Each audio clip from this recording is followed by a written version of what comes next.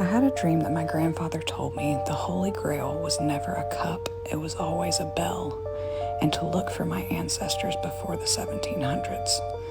So at first, I went looking for the first part of that dream and got thwarted. So I went looking for my ancestors instead.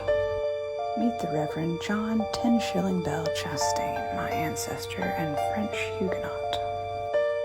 If you didn't know, the Huguenots were chased out of France by the Catholics. So I went looking for bells in France. And what the heck? I was today years old when I learned the French people used to tell their kids that the bells flew to see the Pope on Easter. Which I'm sure is a coincidence considering this guy also flies around with bells on, but I digress. So I decided to go back further, found some old friends that you guys might recognize there, and found out that if you ring bells up, they look like cups. I also found out that Pythagoras was interested in bells.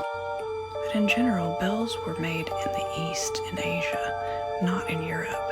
And so you'll see that bells were associated in medieval art with creatures and monsters rather than with nobility, or even the church, until you reach this guy.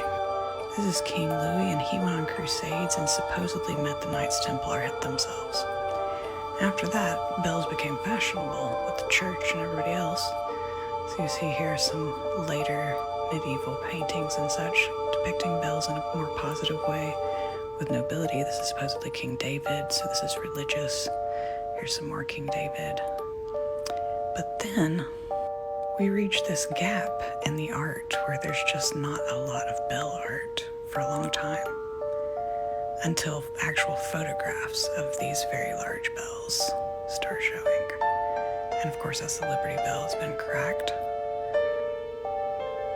These are bells that were confiscated apparently during World War II and World War I. Look at the number of them.